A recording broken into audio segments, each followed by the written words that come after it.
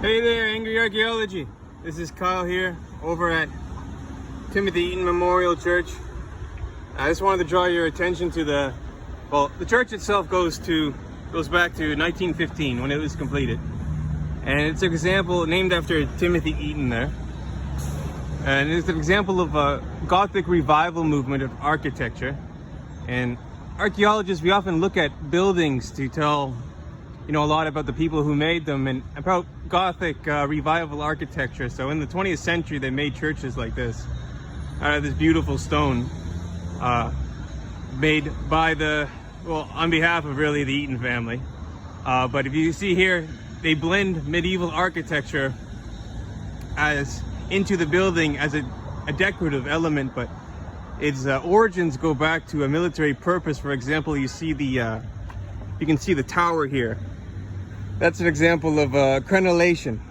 You can see it originally, something like this would have a military purpose. It was for defense, and in the medieval period, in order for a lord to do this to his property, he needed the king's permission, because it was essentially constructing a military structure. And there's a lot of example of you can see the blending of Roman numerals and Arabic numerals. Here are numerals, but I believe this is an example of the Tudor rose, a combination of the Lancastrians and the Yorkist factions. But along with the crenelling, we see these arches here, way up.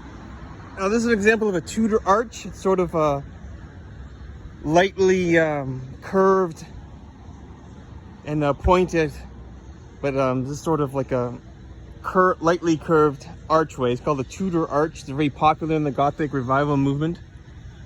In addition, you see at the very top here, you see that pointy structure. That's an example of a crockling, sort of putting a lot of flower motifs onto the very top of usually like a tower or a parapet or something, the parapet or something like that. But it also has a lot of other examples of what's the term? Crockets. That's what the funny English word it's referred to. Interestingly, there's also a lot of elements of Celtic Christianity here. I don't know if you see this, but that's definitely that symbol here on the tower here. You can see that it has that geometric circular design there. That definitely has its origins in Celtic art. Celtic art is known for abstract geometric shapes. A great example of it is a Book of Kells written in the 9th century. Now, I'm surprised to see Celtic elements or Celtic Christianity adopt into a Gothic revival movement. However, it may be something characteristic of Gothic architecture. I'm not an expert on the matter myself, but the Celtic church was in the 9th century at the Synod of Whitby. It was decided that the Anglo-Saxon kingdoms would really look towards Rome as opposed to Irish Iona for their spiritual guidance. So it is surprising to see Celtic symbology replicated in the building. But another aspect, and it's bear with me a moment, a better example of it here, on these towers here, you can see that the roofs here are gables. I'll show you that in a moment. But this is an example of, I believe it's called queering, where you make a structure sort of look more imposing.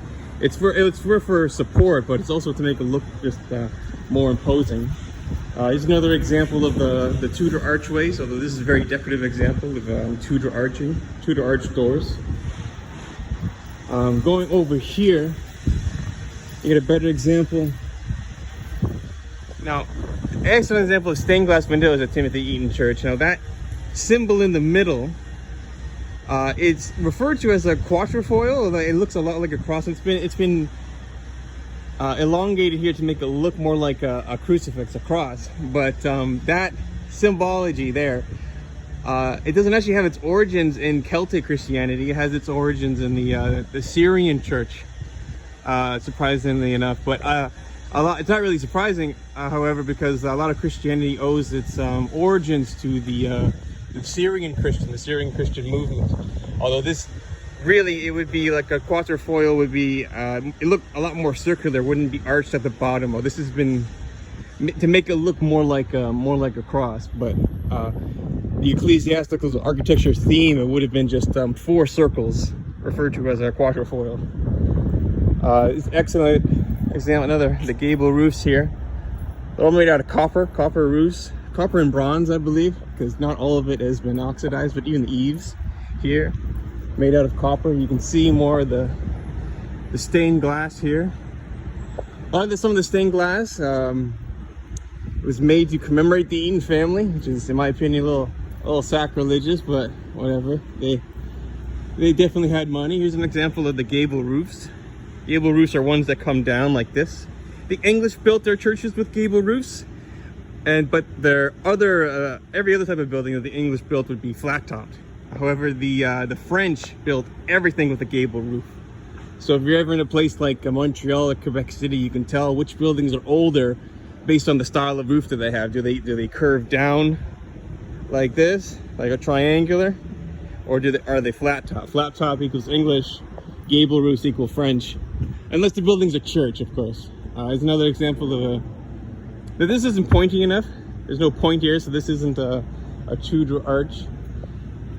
But yeah, this is Timothy Eaton Church, probably one of the biggest churches in Toronto. Now this is a later addition. This is the older part of the building. It was finished 1915. And it's a United Methodist Church. United Methodist. Timothy Eaton, Sir Timothy Eaton, was big into the United Methodist Church. Interestingly, the architects for this building also built the Koffler Center at U of T. However, the Koffler Student Center was once the Central Reference Library, interestingly enough. I can't remember the architects' names offhand. But yeah, so Gothic Revival architecture. Very beautiful. More stained glass. That's all, folks. See you soon.